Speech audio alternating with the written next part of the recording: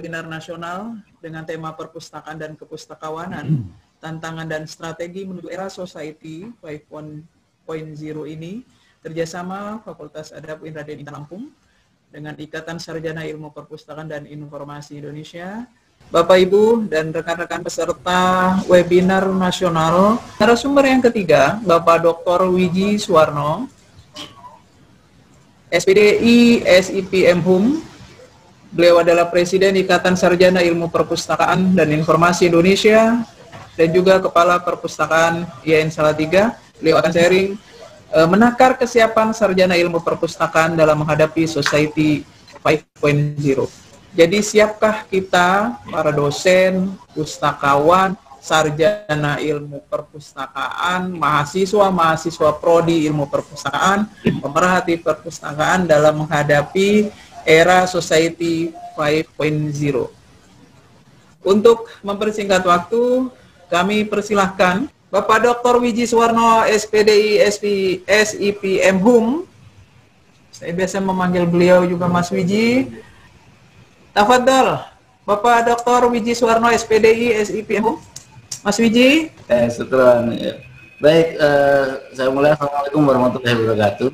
Waalaikumsalam warahmatullahi wabarakatuh. Yang terhormat Bapak Rektor UIN Raden Intan Lampung, yang saya hormati Bapak Dekan Fakultas Adab, Ibu Ketua Jurusan, Ketua Bu ya namanya ya, Kepala Ketua,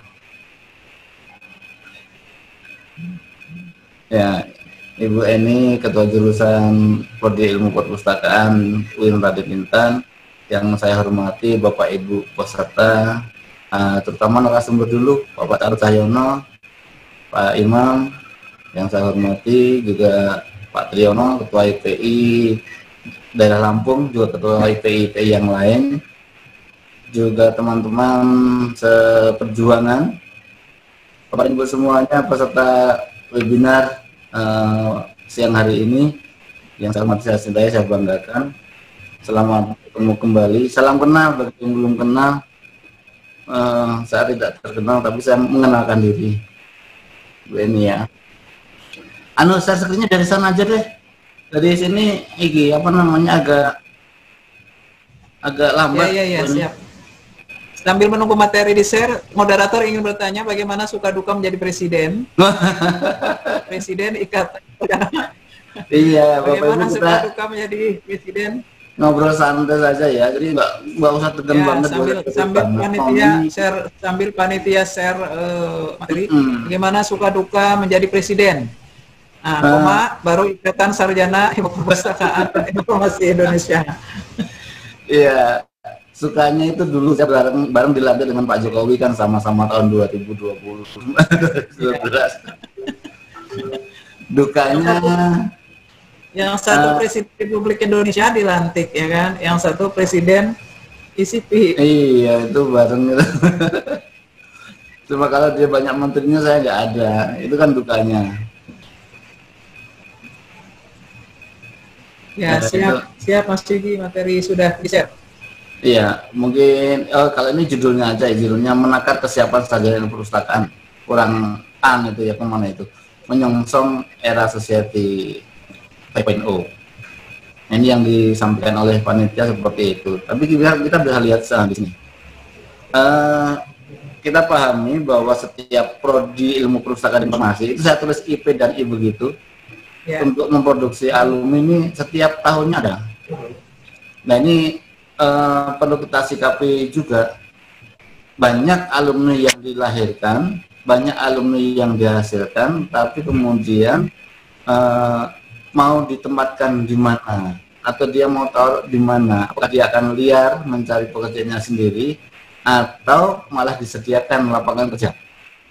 Nah ini terkait dengan output dan wadah yang akan menerima dari alumni ini.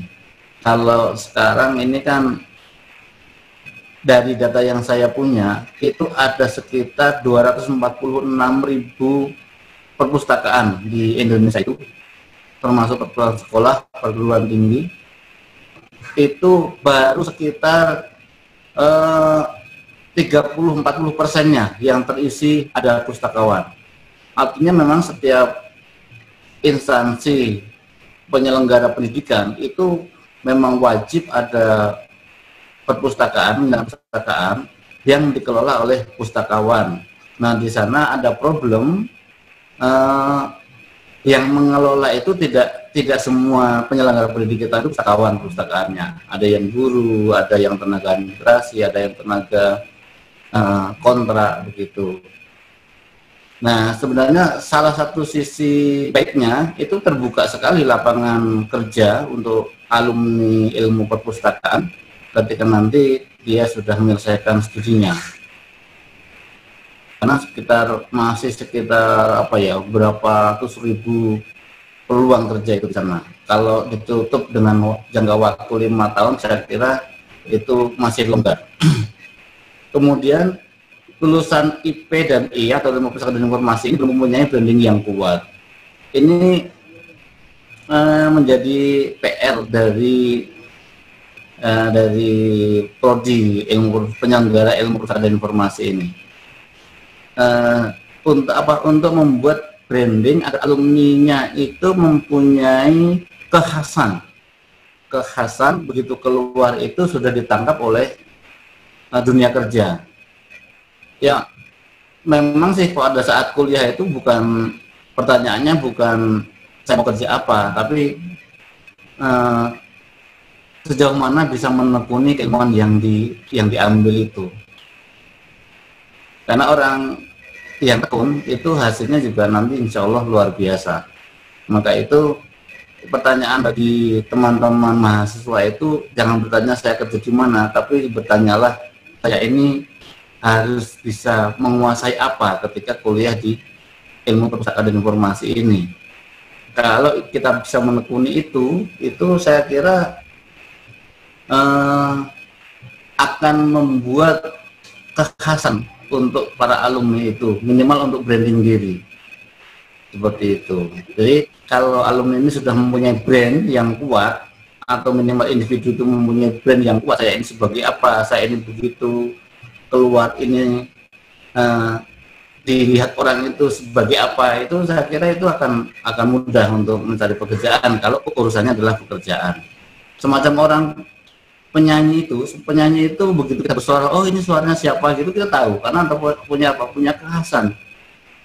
Misalkan Judika nyanyi itu, oh suaranya Judika.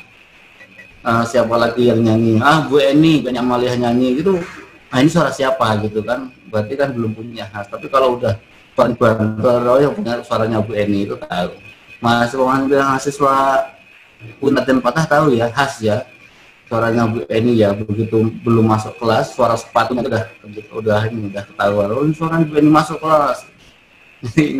ingat waktu itu Bu Eni itu suara sepatunya Bu Irma. Bu Irma Utri. Oh iya, itu ada, itu begitu bisa khas itu, suara sepatu bisa khas, itu kan hebat itu. Nah artinya kompetensi apa yang kemudian bisa membuat pustakawan ini atau alumni kita ini, sarjana kita ini punya brand. Kemudian alumni dihadapkan pada fenomena disrupsi dan munculnya berbagai profesi baru. Nah ini tidak dipungkiri ya, tidak dipungkiri bahwa para sarjana kita ini dihadapkan dengan fenomena disrupsi. Pada saat kita butuh pekerjaan A, ternyata pekerjaan itu hilang, nggak ada. Contoh kata ini ya, penjaga tol di gerbang tol itu sekarang sudah nggak ada, adanya gitu aja itu. Begitu kartu ditempel, gerbang terbuka. Nah ini kemana penjaga yang bawa sanksi dulu itu nggak ada. Kemudian pangkalan ojek itu juga sudah sepi, sekarang sudah mengarah ke yang aplikasi. Kemudian banyak hal yang disrupsi dari pekerjaan-pekerjaan ini. Tercatat bahwa ada 63 pekerjaan di era 4.0 ini hilang, tapi muncul kemudian itu ada 83 pekerjaan baru. Nah, ini nanti bisa kita browsing di internet. Ada 63 pekerjaan hilang, tapi ada 83 muncul pekerjaan dengan nama yang baru. Nah, termasuk admin WA itu kali ya. Pekerjaanmu apa? Jadi admin mana? Udah pengalaman jadi admin WA. Lumayan pekerjaan. Lalu berkurangnya usia tenaga kerja produktif. Artinya maksudnya berkurangnya tenaga produktif yang bekerja di industri-industri yang produktif juga, saya kira. Ini dialami oleh Jepang. Nah, Jepang itu kenapa memunculkan era 5.0? Itu mereka merasa bahwa tenaga kerja mereka di usia produktif itu sudah berkurang banyak. Ya, berkurang banyak itu bisa jadi karena pensiun, bisa jadi karena pertumbuhan penduduk di Jepang itu kan ditekan itu. Jadi usia-usia produktif itu belum saatnya masuk di usia tenaga kerja, tetapi tenaga kerja yang ada kemudian sudah pada pensiun atau tidak ada. Itu berkurang. Itu problem bagi Jepang. Makalah kemudian muncullah 5.0 next. Untuk selanjutnya. Nah, tahun 2019 itu kan diawali dari Forum Ekonomi Dunia itu di Davos, Swiss, dimunculkan di Jepang itu tanggal 21 Januari ya itu ya.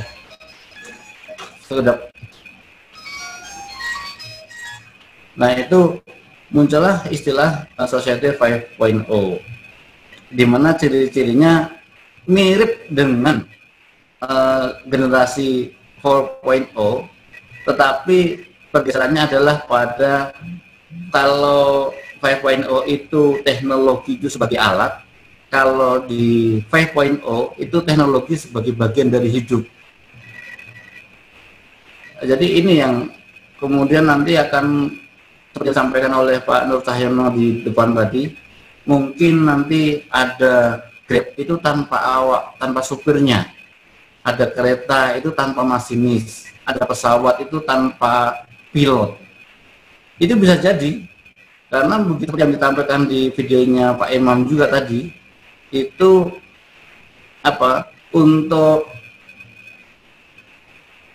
mengukur suhu saja cukup dengan bilang saya ingin mengukur suhu begitu. Jadi tidak ada alat khusus yang kemudian bisa langsung mengukur suhu badan. Pengen pesan makanan seperti yang beli sepatu tadi ya, beli sepatu saja itu cukup dengan dengan handphonenya, tiba-tiba sepatu datang dan bukan orang yang mengantar sepatu itu, tapi robot. Nah, itu mengganti tenaga manusia. Manusianya pengantar kemana, yang delivery ordernya kan itu kan. Tiba-tiba robot datang di rumah itu. Pakai drone tadi ya yang ditampilkan. Ini sudah bayangan yang akan terjadi di depan itu, di depan mata. Maka kemudian strategi apa yang kemudian nanti menjadi PR bagi prodi-prodi di ilmu perpustakaan ini untuk menjawab situasi yang demikian itu. Nah, kalau seperti ini kan kita bisa lihat dari perkembangan 1.0 sampai 5.0 itu dari tahun 1784 ya, itu masih manual. Tahun 1784 ke sana itu masih manual. Masih alat transportasi menggunakan kuda, terus petani masih menggunakan cangkul. Nah, kemudian bergeser, ini kurang produktif, pikir manusia kan seperti itu. Akhirnya berkembanglah ke 2.0, itu melipat gandakan produksi bagaimana caranya. Yang muncullah ditandai dengan muncul ada mesin, ada komputer.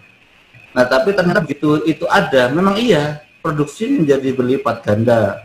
Tapi sisi lain ada SDM yang tergeser karena ketidakmampuan untuk adaptasi dengan teknologi ini.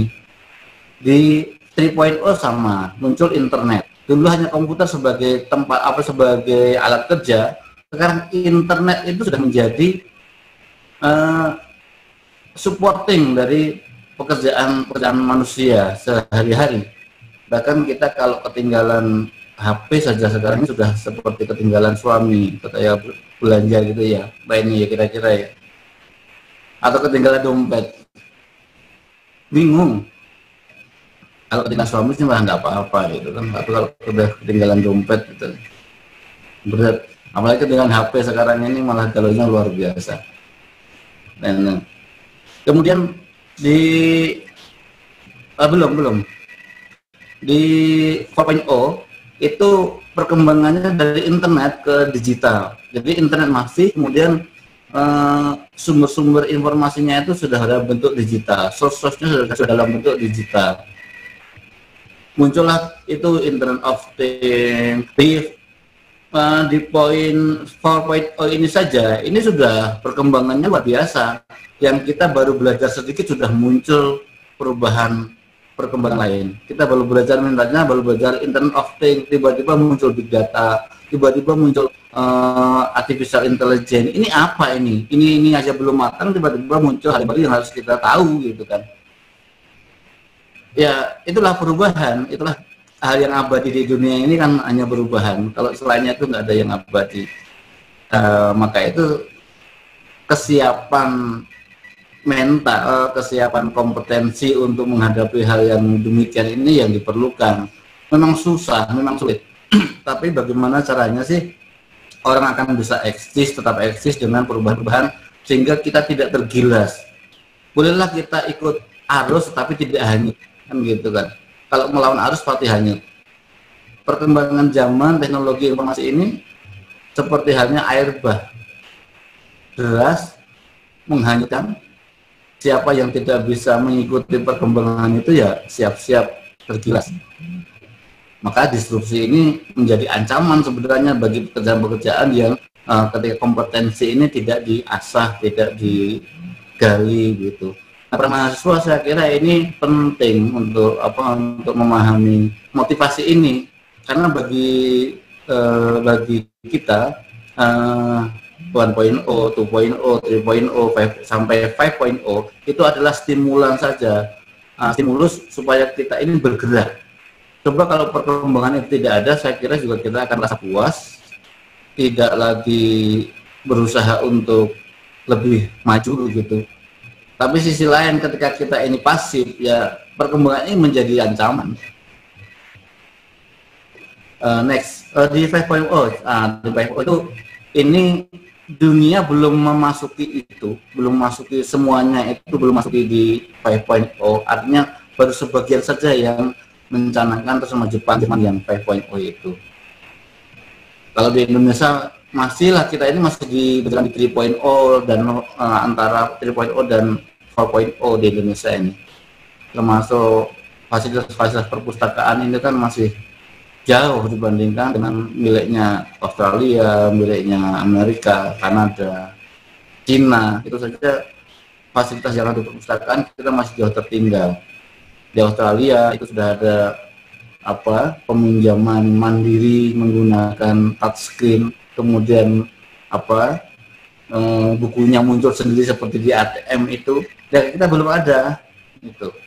Dan itu sudah lama dari Australia itu jadi fasilitas-fasilitas itu. Di Cina sama.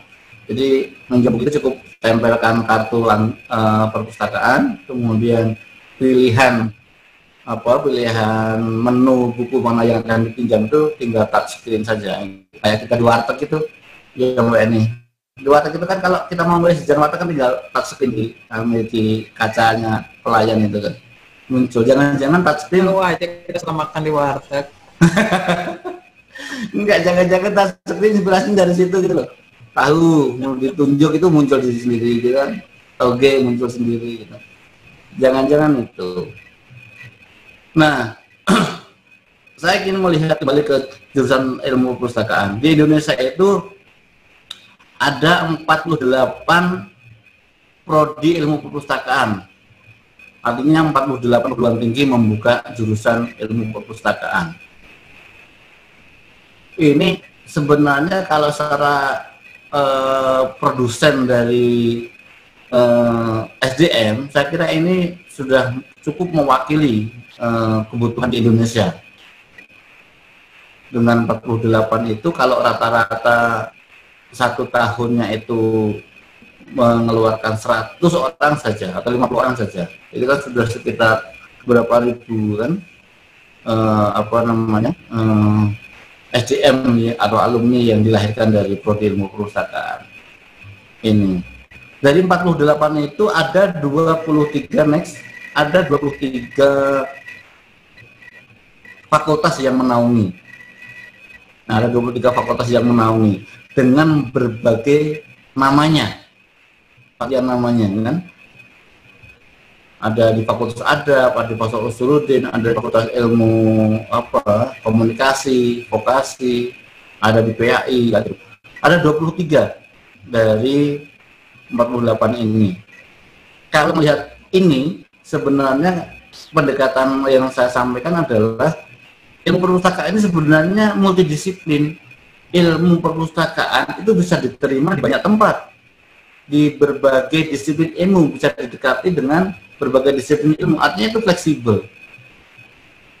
Bagus menurut saya karena nanti akan memunculkan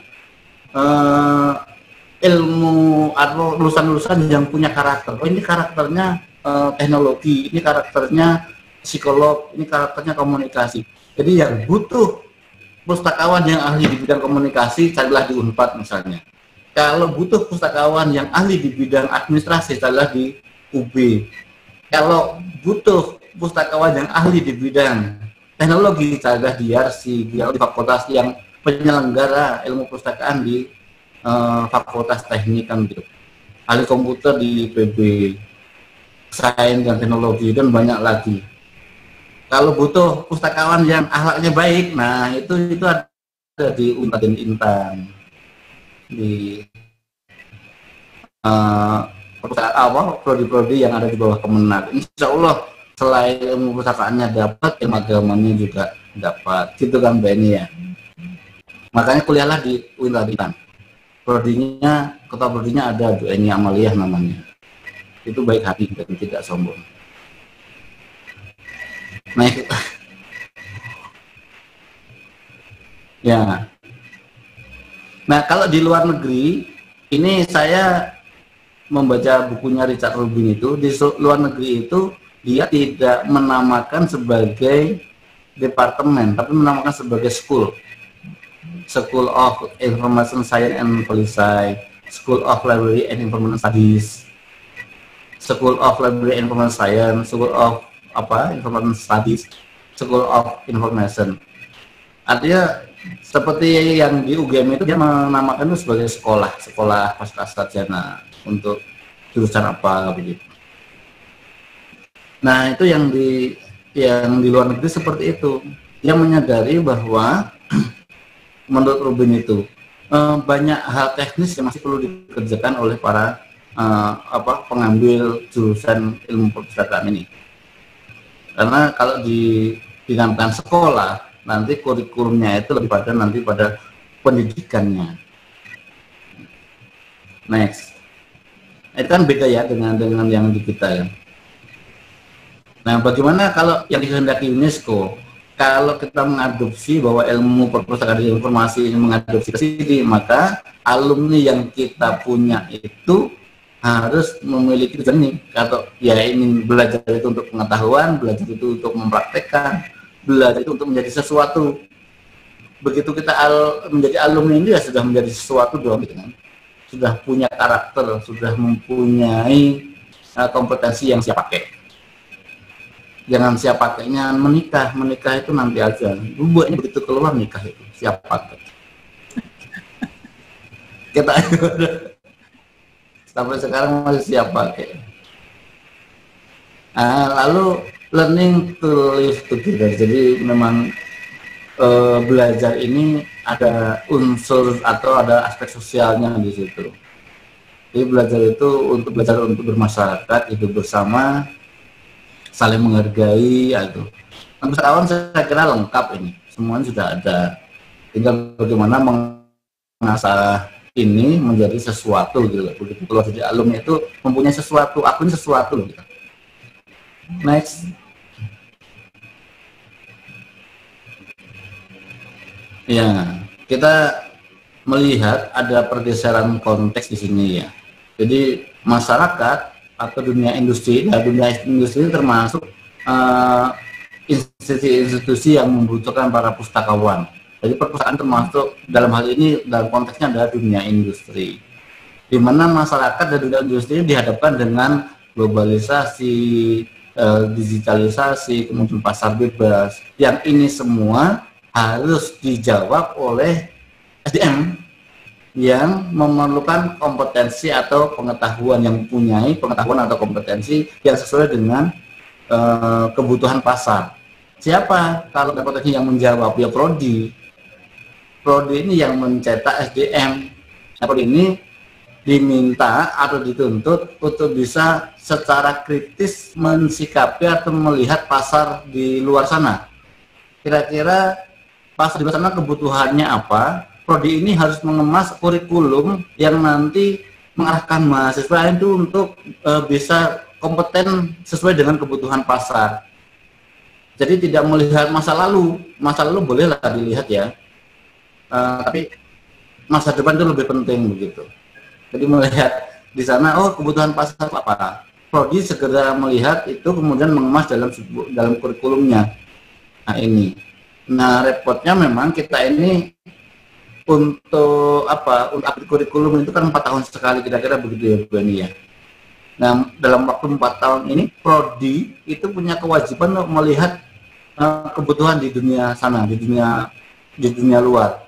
Sehingga begitu alumni kita keluar, ini sudah ada tempat-tempat yang siap untuk menerima. Nah, prodi ini akan membentuk sarjana nanti akan kembali lagi ke dunia industri dan begitu terus. Next.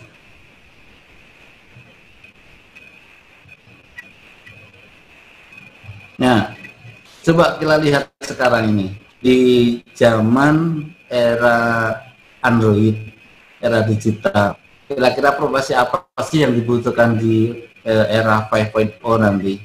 Ya, ini profesi yang akan muncul dan kira-kira bisa nggak nanti prodi ilmu perpustakaan ini menangkap ini loh kebutuhan SDM yang akan nanti setelah 4 tahun nanti keluar gitu. Misalkan aplikasi developer.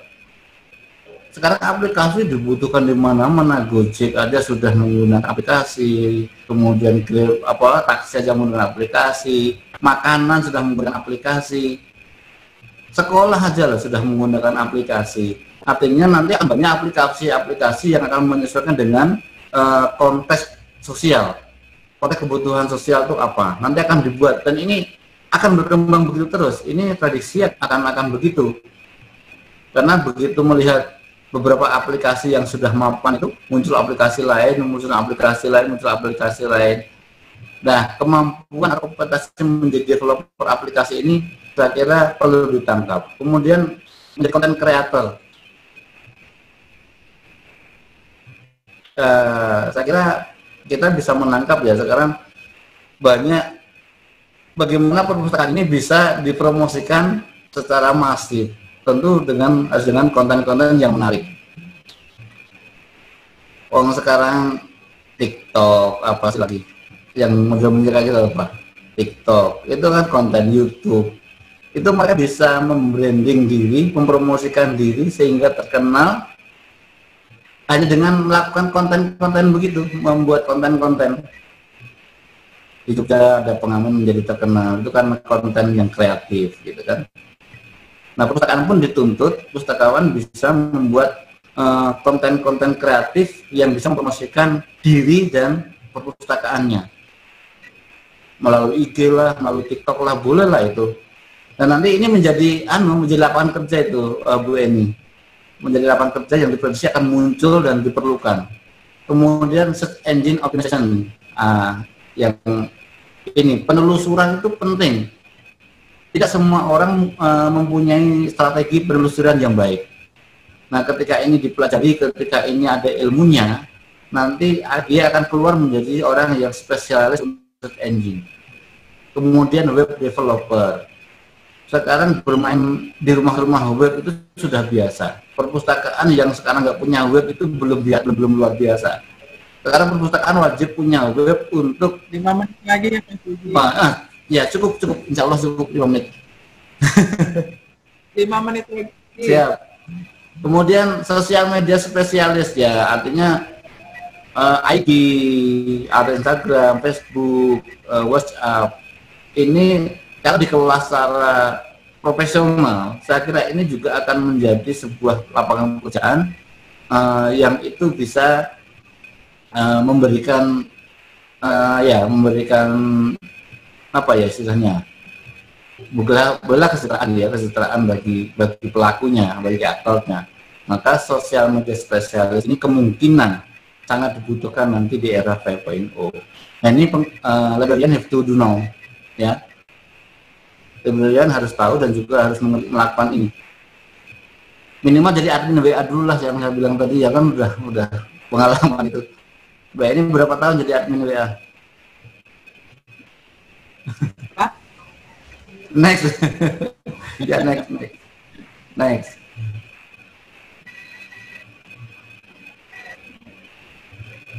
Ya, ini dari British Council itu melihat ada kompetensi yang dibutuhkan menghadapi 5.0. Kali ini masih 4.0 menuju 5.0. Communication and interpersonal skill, marketing and publication relation skill, kemudian information and communication technology skill, information scientist. Ini yang dibicarakan di British Council. Jadi mereka melihat bahwa di era demikian ini sudah diperlukan. Kemudian yang lain ada data asset management skill, library management skill, social media management skill. Yang saya melihat di tubuhnya ICPI itu mereka ada dari sekian banyak anggota ICPI itu mereka sudah banyak mempunyai kompetensi yang kita sebut di depan maupun yang sekarang ini. Data access management itu ada Mas Yogi, library management skill itu ada Mas Indro Wicaksono yang produsen dari Senayan, gitu. Kreator dari Senayan Management System. Dan masih banyak lagi. Kemudian next masih ada Mas Yuan di formal, banyak yang teman-teman ICPI yang mempunyai kompetensi di bidang tadi. Kemudian yang perlu disiapkan ini Bu Eni untuk ilmu perpustakaan, leadership itu perlu disiapkan, language skill itu perlu disiapkan, IT literacy skill itu juga perlu disiapkan, dan writing skill. Dari keempatnya ini sekarang dibutuhkan atau diperlukan atau perlu dikuasai oleh mahasiswa kita atau oleh para sarjana yang sudah lulus dari ilmu perpustakaan ini. Dari leadership itu bisa manajemen membuat rancangan kegiatan, mengatur orang atau menempatkan orang, dan skill atau kemampuan bahasa Inggris itu untuk networking, untuk interaksi dengan atau komunikasi dengan pihak lain, dengan asing gitu kan. Kemudian IT literasi itu bagaimana orang mampu menguasai teknologi itu sebagai pendukung atau supporting dari pekerjaan. Tadi skill menulis itu sebagai ajang promosi. Saya kira mahasiswa kita perlu untuk bisa melakukan pada hal ini, terutama di writing skill. Itu untuk branding pribadi atau branding personal bagus itu. Next. Ya, bagaimana arah para sarjana yang berinformasi ini? Ya, dimulai dari situasi yang demikian, maka perlu bertransformasi atau beradaptasi. Dan bagaimana caranya? Dengan pendidikan, kemudian setelah pendidikan itu atau melakukan pendidikan dan riset itu melakukan kegiatan literasi, bagaimana supaya hasil dari pendidikan ini bisa mencerahkan kehidupan masyarakat. Ya, nanti ketika itu terjadi maka peradaban akan berjalan. Kemudian begitu seterusnya siklusnya. Next. Nah, ini hasil penelitian kita dan beberapa pustakawan yang sudah melakukan kegiatan kegiatan mengembangkan kompetensi dirinya. Jadi pustakawan itu sekarang ada yang menjadi penulis, ada yang menjadi general manager, ada yang menjadi sistem librarian, ada web designer, ada yang menjadi pengajar, ada yang menjadi peneliti. Ini semua ada di ICPI.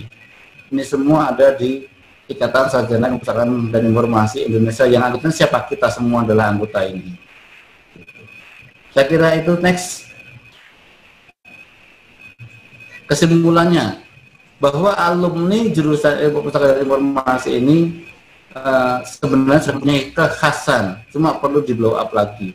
Kemudian secara kultural dan sosial, karakter lulusan Indonesia, lulusan IPI ini berbeda dengan negara lain. Kemudian kurikulum pendidikan ilmu perpustakaan dan informasi perlu menunjukkan perkembangan.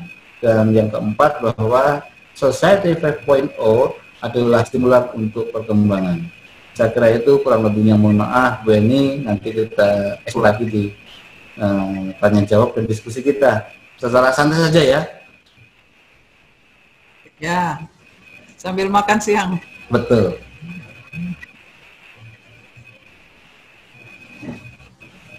Ya, saya kembalikan ke... Ya, saya akhiri dulu. Assalamualaikum warahmatullahi wabarakatuh. Waalaikumsalam warahmatullahi wabarakatuh. Terima kasih Bapak Dr. Wiji Suwarno, SPDI SIP MHUM. Materinya luar biasa. Tadi ada 4 kompetensi yang harus disiapkan ya untuk sarjana ilmu perpustakaan. Ada leadership, ada language skill, ya. Language skill kemampuan berbahasa Inggris gitu, bahasa asingnya. Untuk kompetensi lain untuk mahasiswa prodi ilmu perpustakaan atau calon sarjana ilmu perpustakaan atau sarjana ilmu perpustakaan, writing skill salah satunya yang diungkap oleh Mas Wiji. Mudah-mudahan nanti kaitannya dengan writing skill. Ya, yang ingin bertanya langsung, silakan. Raise the hand. Andius SS. Nah, pertanyaannya ditujukan kepada ketiga narasumber. Siapakah? Silakan. Mas Andius SS. Halo, assalamualaikum Ibu. Oke, Mas Andius. Waalaikumsalam. Iya, saya mau bertanya ya, ini Bu. Iya, saya dari Aceh ya Bu ya. Iya, silakan Mas Andius. Oke, saya mau bertanya tentang dengan tema hari ini, yaitu perpustakaan dan kepustakawanan, tantangan dan strategi menuju era society. Nah, ini memasukkan atau ide mungkin kepada Bapak Ibu pemateri, bisa kasih solusi gitu ya. Nah, pertanyaan saya adalah tantangan di sini adalah supaya gimana berkembang di masa saat yang akan datang gitu. Nah, semisal untuk metode ataupun inovasi sendiri itu dari pustakawan itu sudah ada Ibu misalnya gitu ya. Nah, tapi mungkin kurangnya respon dan ini bukan pertanyaan saya aja, mungkin pustakawan lain juga sering kejadian seperti itu, soalnya sering cerita bareng, tukar cerita gitu Ibu ya. Jadi iya, jadi ya itu tadi inovasi dan segala macam mungkin ya sering ada dari masing-masing pustakawan tadi untuk inovasi, tapi kurangnya respon terhadap dari siapa orang yang berwenang mungkin itu Ibu. Nah, itu solusinya mana? Dengan alasan masalah biaya, masalah ini segala macam lah. Kalau udah gitu kan. Nah, jadi mungkin Bapak Ibu pemateri punya ide untuk masukannya gitu. Terima kasih Ibu. Ya, terima kasih Mas Andius. Apa yang harus dilakukan karena masih kurangnya perhatian dari para pengambil kebijakan? Gitu ya Mas Andius ya, kurang lebih kita akan dengarkan saran dari ketiga narasumber, mungkin urun rembuk pemikiran dan sebagainya agar memotivasi para pustakawan atau pengelola perpustakaan atau mahasiswa prodi ilmu perpustakaan dan juga sarjana ilmu perpustakaan. Silakan. Ya, yang lihat Mas Wiji dulu deh. Mas saya dulu. Silakan Pak Presiden. Baik, terima kasih Pak Andi Yos dari Aceh ya. Mungkin saya bertanya dulu Pak Andi, dari perpustakaan apa ya, maksudnya perguruan tinggi atau sekolah atau perpustakaan badan arsip dan perpustakaan? Mas Andi yang di Aceh, Andius, dari pustakawan atau pengelola perpustakaan sekolahkah atau perguruan tinggi? atau perpustakaan daerah? Terputus. Baik, begini. Secara umum aja Mas Wiji. Ya. Saya melihat best practice saja ya yang ada di Salatiga. Jadi di Salatiga itu punya namanya KKP. KKP itu kelompok kerja pustakawan. Itu setiap bulan itu kita jadwalkan untuk bertemu dan berdiskusi. Lalu hasil dari diskusi itu secara berkala kita juga mengundang bukan berkala, secara isi detail atau nanti keperluannya apa dan perlu nggak kira-kira ini menyangkut kebijakan, itu kita mengundang pihak yang berwenang, misalnya Kadinas, kepala-kepala sekolah se-Salatiga itu kita undang, kita ajak ngobrol bersama, duduk bareng, kita menyampaikan menyampaikan hasil diskusi yang sudah disampaikan di KKP tadi. Alhasil begini, alhasil satu, ketika pendapatan pustakawan honorer di sekolah-sekolah itu tanda kutip tidak memadai, hanya 100.000, 200.000 per bulan. Itu dengan KKP kita punya kekuatan untuk berdialog dengan DPR, dengan wali kota, dengan stakeholder yang lainnya. Itu kita sampaikan itu. Kemudian di tahun 2020 ini alhamdulillah berhasil bahwa semua pustakawan yang honorer itu minimal pendapatannya itu UMR. Satu. Yang kedua, perpustakaan sekolah itu sekarang sudah mulai berkembang, sudah mulai mengarah ke inovasi, ke digitalisasi gitu. Jadi tidak seperti perpustakaan sekolah pada masa lalu yang angker, yang hanya sekedar gudang buku. Sekarang perpustakaan di sekolah di Salatiga dan sekitarnya itu sudah mulai menata diri, sudah mulai berbenah, mulai berdandan sehingga menjadi perpustakaan yang nyaman. Nah, saya kira termasuk dari digitasi itu juga disampaikan bahwa hampir ya belum semuanya, tapi sudah mayoritas dari perpustakaan sekolah di Salatiga itu sudah mempunyai koleksi digital atau e-book itu. Nah, itu saya kira beberapa best practice-nya saya kira tidak langsung menukik kepada hal yang menuju 5.0, tapi paling tidak ada move, ada pergerakan dari perpustakaan yang semula itu stagnan, sekarang sudah mulai ada dinamikanya begitu. Saya kira itu. Baik, terima kasih Mas Wiji Suwarno. Ada tambahan? Silakan Mas Nur. Mas Imam? Karena sudah ada lagi nih yang angkat tangan. Tapi mudah-mudahan jawaban dari Presiden Republik Ikatan Sarjana mungkin sudah cukup ya untuk Mas Andius pertanyaannya. Ada yang angkat tangan lagi, ini ada beberapa, saya pilih secara random aja. Mas Agung Wibawa. Mas Agung Wibawa, ya silakan. Halo Mbak Eni. Mbak Eni, izin Mbak Eni. Mau menambahkan? Iya, mau menjawab silakan Mas Nur. Izin, Mas Agung setelah ini ya, Mas Agung Wibawa setelah ini ya pertanyaannya. Ya, tadi yang pertanyaan dari Mas Adius dari Aceh. Dari Mas Wijra, cukup ya, bagus sekali. Itu Mas Wiji. Mungkin saya menambahkan tadi pertanyaan dari Mas Saiku. Mas ya. Sharing tadi ya, sharing. Ya. Itu ya. Terima kasih. Saya lihat dia ingat beberapa tahun yang lalu di bawah pohon UI di Kafe Daun. Terima kasih Mas Saiku. Tadi ditanyakan atau minta sharing bagaimana menyusun LSP pendidikan di kampus-kampus yang punya jurusan ilmu perpustakaan. Ya. Jadi gini Mas Saiku, kalau kita di BNSP itu di sana ada paket-paket layanan konsultasi dari LSP. Di sana ada 3 paket. Yang paling murah itu yang silver, paket kedua yang gold, yang paket ketiga yang platinum.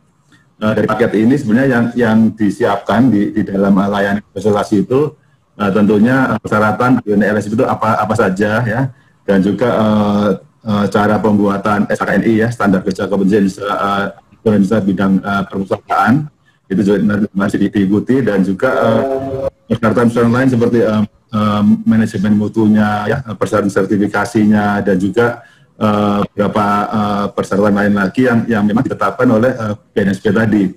Nah, kalau nanti sudah terpenuhi semua, Mas Saiku, sudah terpenuhi semua, nanti akan dinilai oleh BNSP tentang kelayakan LSP 1 kita, apakah memiliki kelayakan atau belum. Kalau setelah di penilaian memenuhi kelayakan, tentunya nanti ada izin operasional bahwa perguruan tinggi ini untuk jurusan ilmu perpustakaan berhak untuk mendirikan LSP 1 tadi untuk mensertifikasi mahasiswa jurusan ilmu perpustakaan. Jadi sebenarnya langkahnya sangat panjang, Mas Eko. Seperti kami punya LSP BOPOM itu juga sama, kami juga diaudit, dinilai juga sama dari BNSP, sehingga kami punya izin operasional sebagai lembaga sertifikasi profesi untuk pustakawan.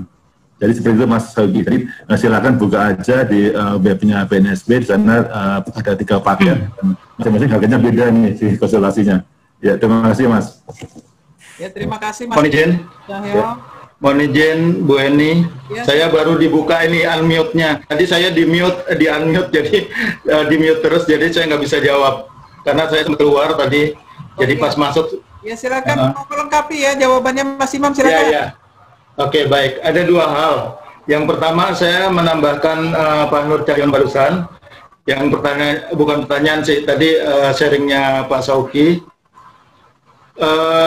Di D3 jurusan perpustakaan MIDUI juga sudah memperoleh LSP 1. Jadi waktu itu Pak Taufik konsultasi dengan Bu Opong. Putus-putus ya, Bu? Jelas. Oke, jelas ya.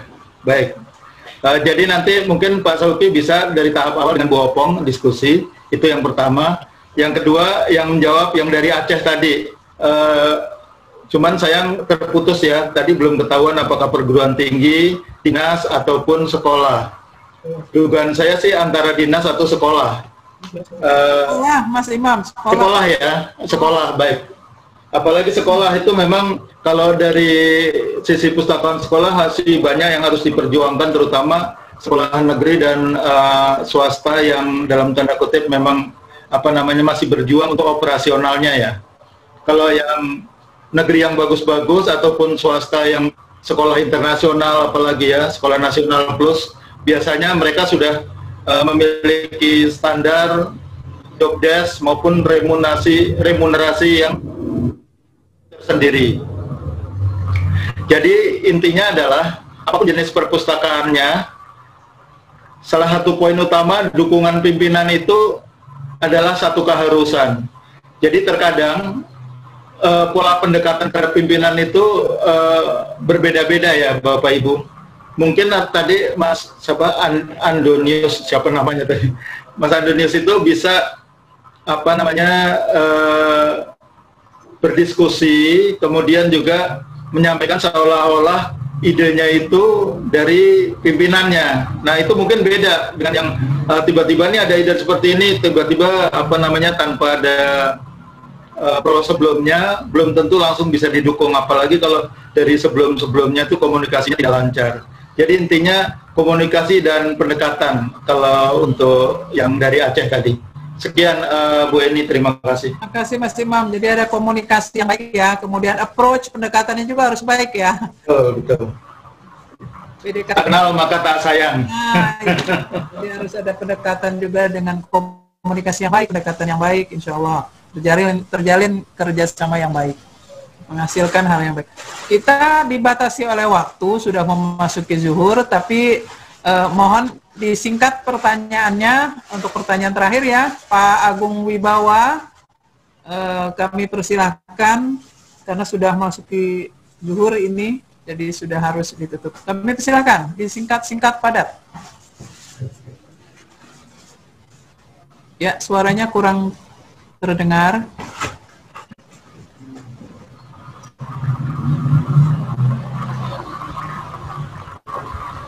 Belum terdengar ya. Suara beliau belum terdengar.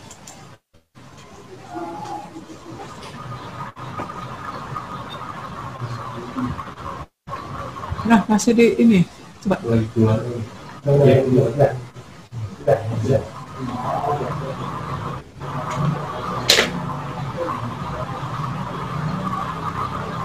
Silakan Mas Pak Agung. Halo, bisa dengar suara saya, Bu? Nah, sudah. Silakan. Halo? Ya, sudah terdengar. Silakan. Oh iya. Terima kasih, Bu. Iya, luar biasa ini narasumber kita hari ini. Saya pikir terima kasih dari Intan, Raden Intan udah mengadakan narasumber yang emang katanya 2 tahun ya. Luar biasa. Itu komunikasi biasa, 2 tahun itu untuk mencocokkan waktu ketiga narasumber yang luar biasa. Iya, tuh ada Pak Nur Cahyo nih, ada Pak Wiji nih Presiden ICPI, ya, dan Pak Imam Budi ya. Oke, pertanyaan saya Ibu, ini mumpung ketemu dengan para pakar-pakarnya. Ya, saya pengen menanyakan untuk lebih jauh ke depan lagi sebetulnya tidak hari ini, tapi 10 atau 20 tahun lagi atau 2045 di masa Indonesia 100 tahun kemerdekaan Indonesia. Agung Wibawa dari? Saya dari Gunung Kidul, Ibu, Perpustakaan Daerah Gunung Kidul DIY. Perpustakaan Gunung Kidul, ya. Ya, Yogyakarta, ya. Oke. Di Yogyakarta itu ada Bu Sri Rohyanti Zulaiha. Iya, betul. Itu dosen saya dulu. Zen. Iya, betul, Ibu. Iya, pertanyaan saya kepada 3 narasumber, Ibu. Ini sebetulnya kita kan kalau dalam suatu perusahaan atau suatu organisasi ada manajemen operasi gitu ya. Nah, itu ada ilmu peramalan, ya. Jadi peramalan itu untuk memperkirakan kejadian di masa depan dengan melibatkan data historis, kemudian juga memproyeksikan ke masa mendatang dalam satu bentuk mudah sistematis tentunya. Nah, saya ingin tahu ini, beliau ini kan luar biasa tokoh-tokohnya, Pak Wiji, Pak Nur, Pak Budi. Kira-kira menurut Bapak, kepustakawanan kita di Indonesia, ilmu perpustakaan, pustakawan, jurusan ilmu perpustakaan, itu dalam 10, 20, atau bahkan 2045, itu nanti mau jadi seperti apa? Nanti bisa kita jadikan acuan untuk menjadi pandangan kita sebagai pustakawan. Itu saja, terima kasih Ibu. Ya, terima kasih Pak Agung Wibawa. Ini jawabannya ini butuh Mama Loren ini yang jawab. Kami persilakan jawaban yang singkat. Mas. Oke, mohon izin saya duluan, boleh Bu, singkat aja. Boleh, Bu. Iya. Terima kasih Mas Agung Wibawa. Kayaknya kita pernah ketemu ya kalau nggak salah ya. Oke, singkat aja. Saya kira sama seperti terjadi di luar negeri ya, perguruan tinggi, dan di Indonesia sudah mulai sekarang. Jadi seperti yang disampaikan oleh Presiden ICP tadi, jurusan ilmu perpustakaan saat ini sangat bervariasi, tapi kedepannya karena tadi perkembangan industri 4.0 dan juga menuju society 5.0 itu sangat kental dengan IT-nya. Dan tadi dari paparan Pak Nur Cahyo, Pak Presiden ICP dan saya sendiri mengisyaratkan penguasaan TI yang sangat kental ke depannya bagi pustakawan maupun pengelola informasi. Nanti arahnya adalah sains informasi, di mana di situ perkuliahannya juga mata kuliah yang terkait dengan IT itu akan sangat banyak di situ. Kedepannya seperti itu mungkin Pak Agung. Dan itu terjadi di Amerika, seperti misalnya Pak Irham Yal itu dari Perpustakaan Nasional, beliau ngambil master dapat Fulbright di University of Texas. Jadi beberapa tahun yang lalu Pak Ida Fajar juga PhD-nya dari sana. Zaman waktu Pak Ida dan sekarang Pak Irham ini aja kurikulumnya udah berbeda. Sudah banyak 70-80% ke IT gitu.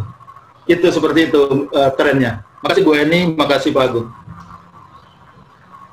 Terima kasih, baik, terima kasih Mas Imam. Mungkin ingin melengkapi Mas Nur Cahyo, silakan Mas Nur Cahyono.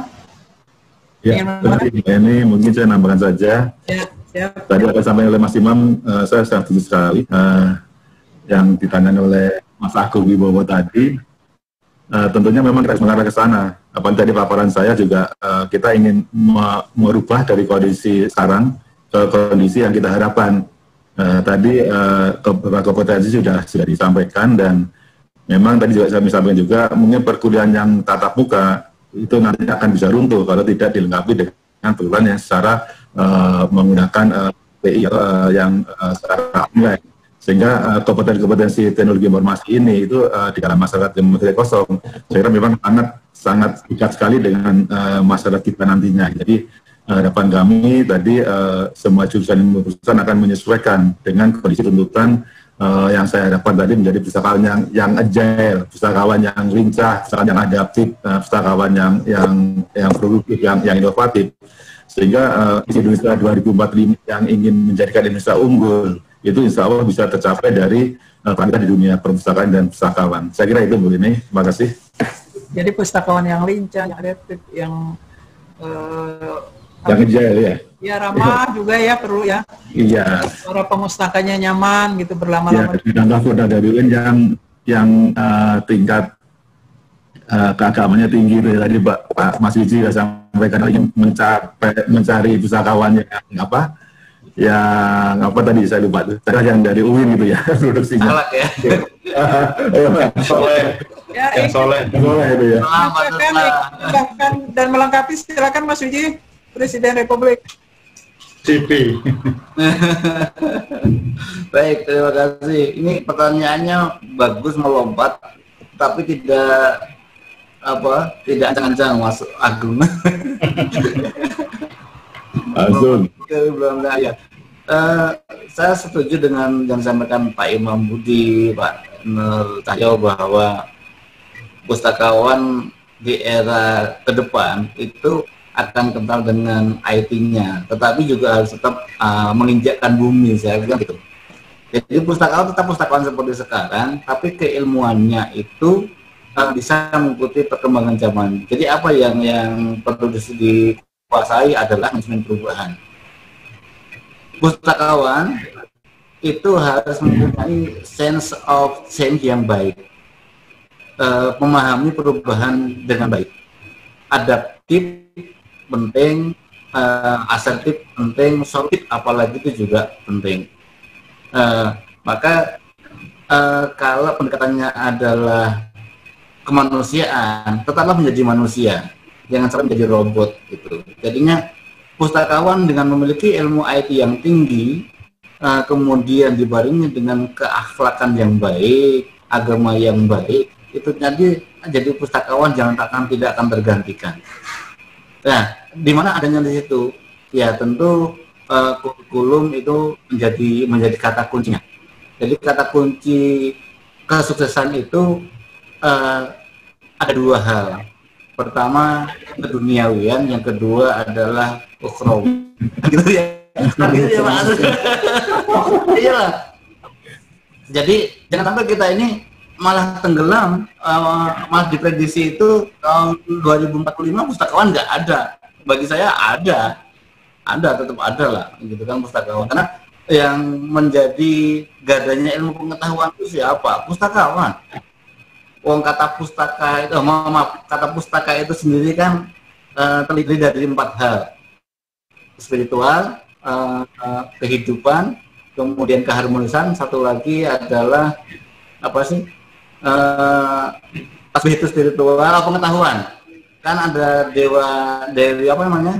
Dewi Saraswati kan mempunyai 4 tangan, pegang kitab, pegang tasbih, pegang harmonika atau musik, dan satu lagi pegang bunga sebagai simbol kehidupan. Artinya simbol kehidupan, simbol spiritual, simbol sosial, satu lagi simbol apa nama tadi? Keharmonisan. Nah, ini orang yang mempunyai 4 keahlian tadi, pustaka, hanya pustakawan yang menguasai pustaka, itu adalah pustakawan yang sukses menjadi manusia. Jadi 4 hal itu harus dikuasai. Gitu kan. Termasuk IT itu harus dikuasai. Nah, itu namanya menjadi sukses menjadi manusia. Kalau hanya menguasai IT-nya saja, itu bukan sukses menjadi manusia. Gitu. Belum sukses menjadi pustakawan. Makanya kenapa kok perpustakaan? Perpustakaan itu tempatnya orang-orang sukses. Nggak ada orang sukses tanpa perpustakaan, nggak ada. Kan gitu kan. Pustakawan orang yang menemani orang-orang yang sukses. Ada orang yang sudah menjadi orang sukses. Nah, pemustaka itu orang yang siap menjadi orang yang sukses untuk menjadi manusia. Kira-kira begitu deh. Seperti itu ya, Bapak Dutahyono, mungkin ada tambahan lagi. Mas Wiji, ada pustakawan duniawi ukhrawi. sesuai doa kita kan Ramadan hasanah Ya, gitu itulah. ya. Hasanah wa akhirati hasanah wa qina adzabannar gitu ya. Artinya kita tetap menjadi pustakawan di tahun 2045 tadi, tetap pustakawan yang mempunyai kompetensi yang sesuai dengan kondisi kan gitu. Ya, pustakawan biar sebutannya singkat pustakawan yang Adaptif. ya untuk duniawi dan ukhrawi. Diskusinya makin hangat dan luar. Saya tambahkan satu kalimat boleh Bu? Satu kalimat aja. Boleh. Saya sejalan dengan yang Pak Presiden katakan tadi, yaitu video di awal presentasi saya, di mana orang masuk lift itu yang saya katakan jabatannya tinggi, kemudian juga teknologinya tinggi, tapi kemanusiaan nuraninya nggak ada di situ. Itu setuju, siap. Oke. Diskusinya semakin menarik. Memang narasumbernya juga luar biasa. Tapi kita dibatasi oleh waktu, sudah waktu zuhur dan sudah hampir 12.30. Mohon maaf. Terima kasih untuk ketiga narasumber yang luar biasa. Mudah-mudahan kita bisa ketemu lagi dalam event yang lain. Sekali lagi mohon maaf, kita dibatasi oleh waktu. Inginnya sih sampai sore, diskusi ngobrol dan sebagainya. Tapi kita dibatasi oleh waktu. Sedikit saja ini mungkin bukan kesimpulan tapi semacam komen. Salah satu dampak dari sekarang yang sedang kita jalani ini kan revolusi industri 4.0, kemudian menuju era society 5.0 adalah dunia yang semakin terkoneksi sehingga tidak ada lagi batas antara satu sistem dengan sistem yang lain. Kemudian era society nanti dibuat untuk melayani kebutuhan manusia agar masyarakat bisa menikmati hidup dan merasa nyaman. Sinergi manusia dan teknologi bisa diwujudkan, bisa terwujud agar masyarakat semakin sejahtera. Kalau sekarang sih lagi naik daun itu literasi untuk kesejahteraan rakyat. Kurang lebih demikian atas nama panitia dari Prodi Ilmu Perpustakaan Fakultas Adab UIN Raden Intan Lampung, kerjasama dengan Ikatan Sarjana Ilmu Perpustakaan dan Informasi Indonesia. Terima kasih atas kerjasamanya. Terima kasih juga untuk ketiga narasumber yang luar biasa. Jazakumullah bi ahsanil jazaa. Mudah-mudahan ilmunya, sharing pengetahuannya berkah, bermanfaat. Kemudian untuk para peserta kami mohon maaf bila banyak sekali kekurangan. Karena kita lewat jaringan untuk cek dan recheck dan sebagainya juga membutuhkan waktu, kadang sinyal tidak bagus. Mudah-mudahan berkah silaturahim lewat webinar nasional perpustakaan dan kepustakawanan, tantangan dan strategi menuju era society 5.0. Akhirul kalam, kita dengan bersama-sama baca hamdalah. Ya, masing-masing Mas Lisi. Waalaikumsalam warahmatullahi wabarakatuh.